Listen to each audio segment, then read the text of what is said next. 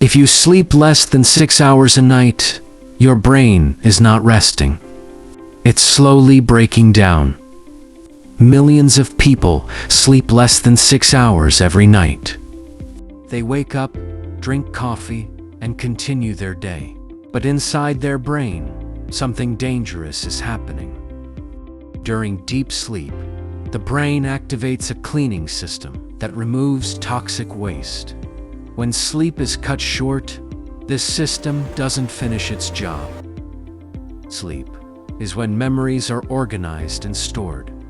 Without enough sleep, memory becomes unstable and focus weakens. Lack of sleep makes the emotional center of the brain overreact. Small problems feel overwhelming. Chronic sleep deprivation increases the risk of depression, burnout, and cognitive decline. The damage happens slowly, without warning. Coffee doesn't repair your brain. It only hides the feeling of fatigue. The sleep is not rest. Sleep is brain maintenance.